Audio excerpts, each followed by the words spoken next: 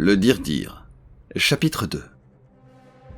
Zarfo fit son entrée dans l'auberge, chargé de robes séraphes et de casques à cimier. Enfilez ces vêtements, vous gagnerez peut-être 1 ou 2 heures. Et hâtez-vous, le char est prêt à partir. Un moment. Reiss inspecta l'esplanade. Qui sait s'il n'y a pas d'autres espions à l'affût de nos mouvements? Eh bien, nous n'avons qu'à passer par derrière. On ne peut pas prévoir toutes les éventualités. Reiss ne fit pas d'autres commentaires. Zarfo commençait à devenir irascible, et il avait hâte de voir le trio quitter Smargash, pour n'importe quelle destination. Ils se dirigèrent en silence vers le véhicule, chacun plongé dans ses pensées. Zarfo reprit la parole.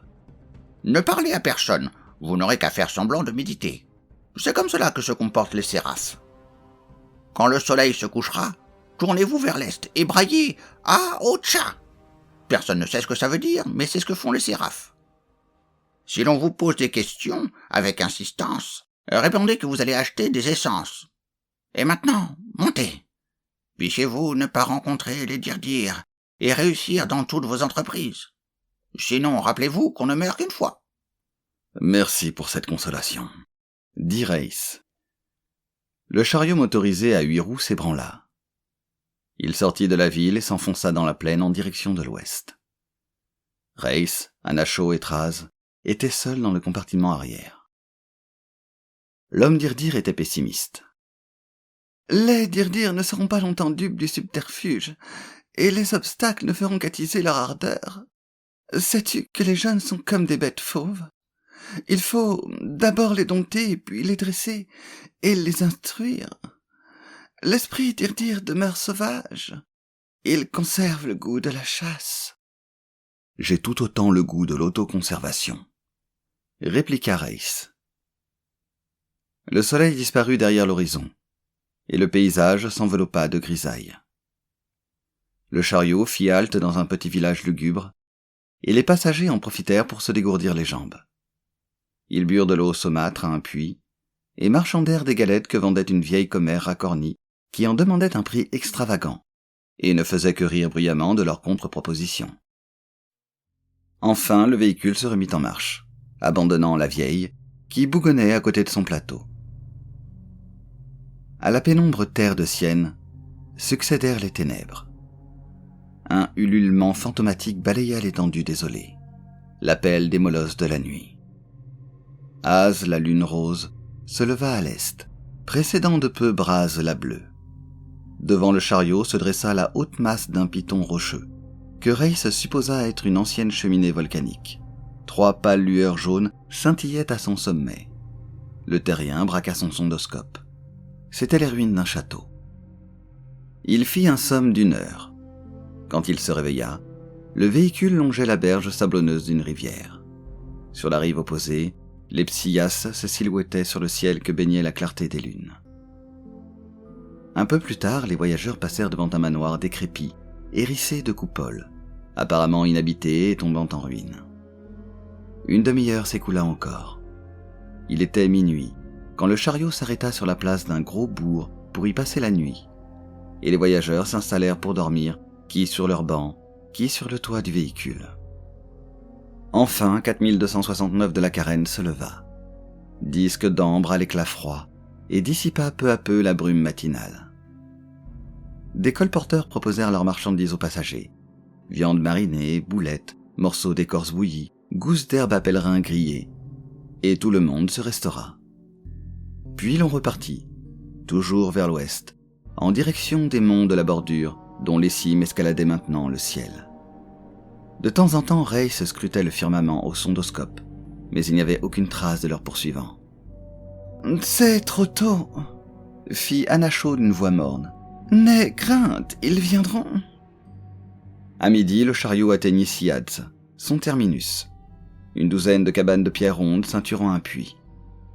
Au grand dépit de Reiss, il apparut impossible de trouver un moyen de transport quelconque, que ce fût un chariot à moteur ou un cheval sauteur, pour franchir la chaîne. « Sais-tu ce qu'il y a de l'autre côté ?» s'exclama l'ancien du village. « Les gouffres !» N'existe-t-il pas une piste, une route commerciale ?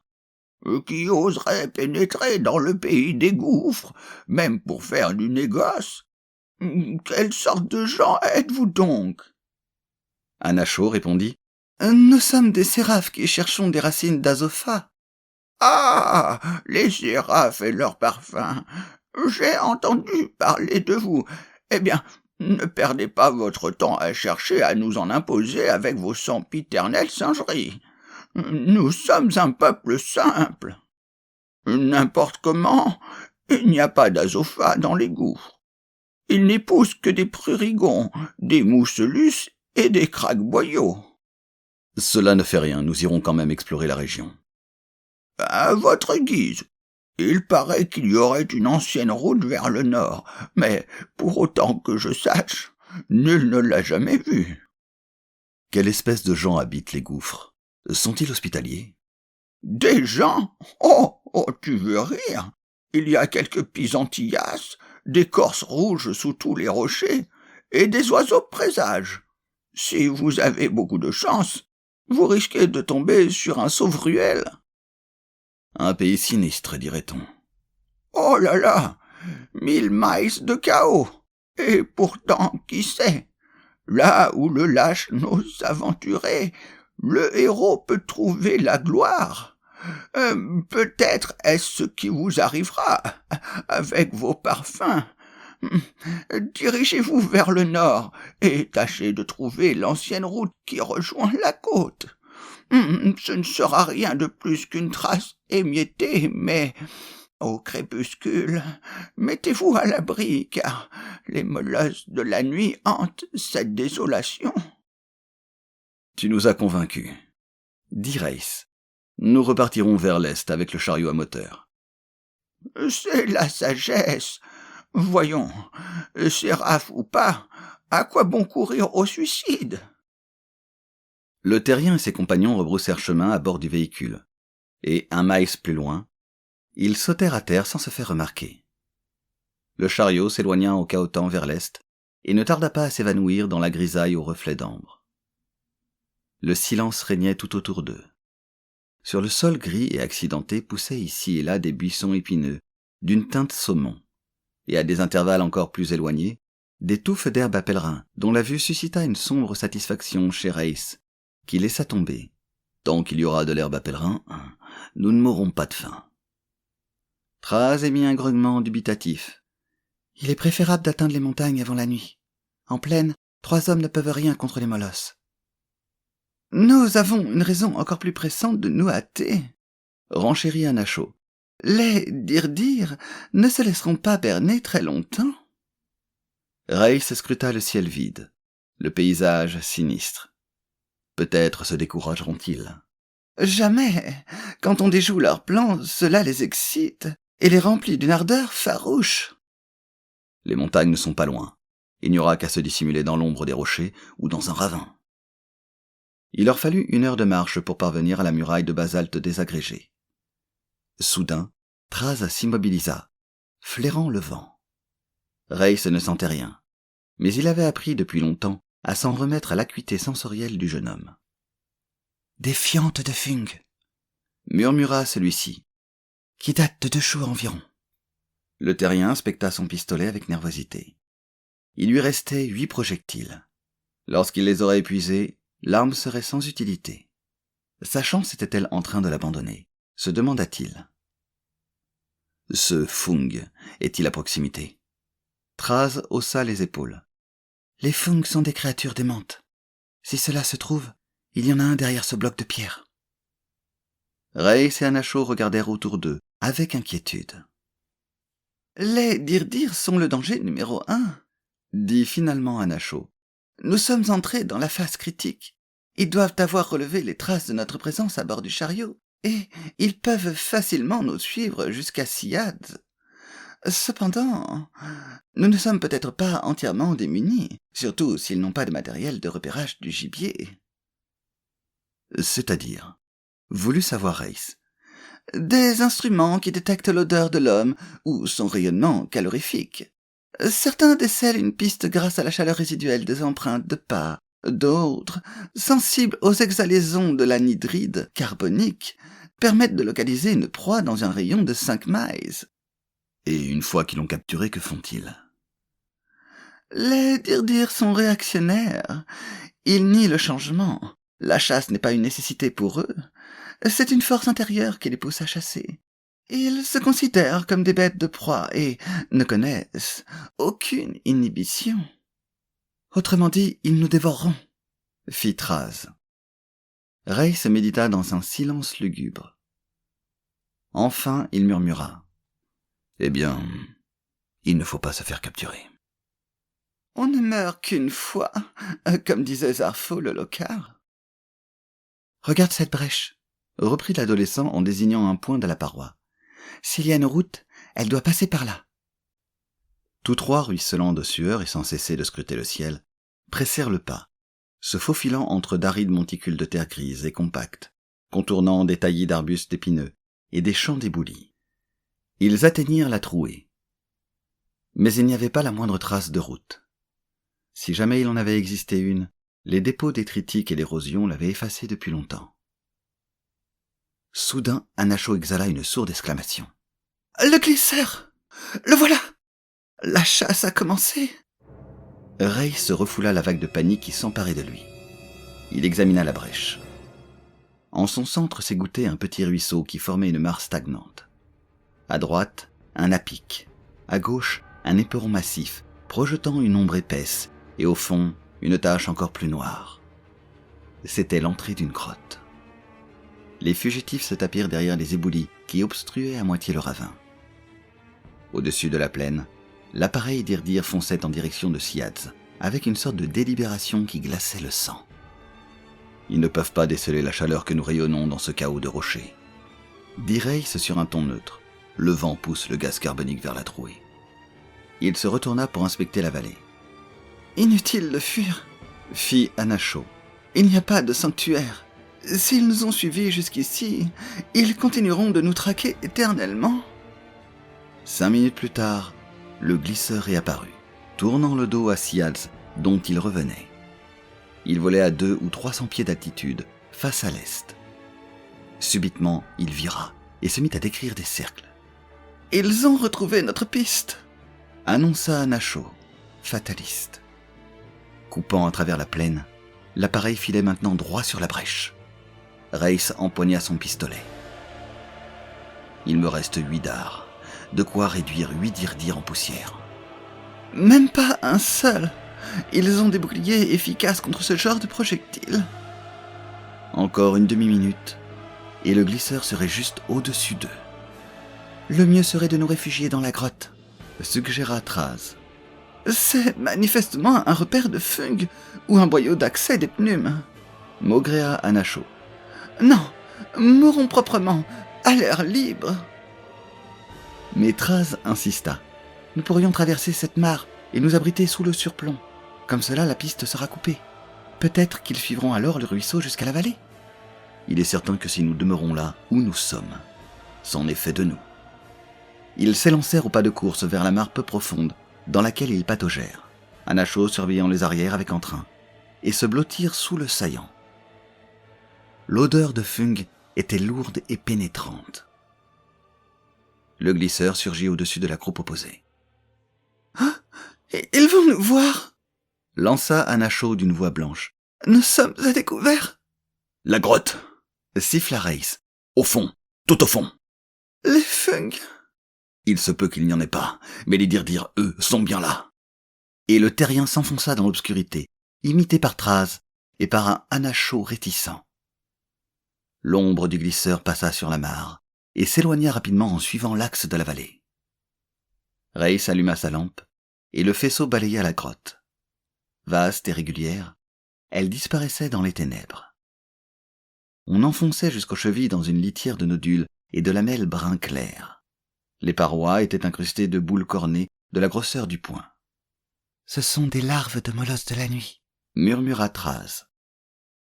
Ils demeurèrent silencieux un moment. Anacho s'approcha de l'entrée, jeta prudemment un coup d'œil à l'extérieur, et recula précipitamment. « Ils ont perdu notre piste. Ils tournent en rond. » Race éteignit sa lampe, et à son tour se dirigea vers l'entrée de la grotte.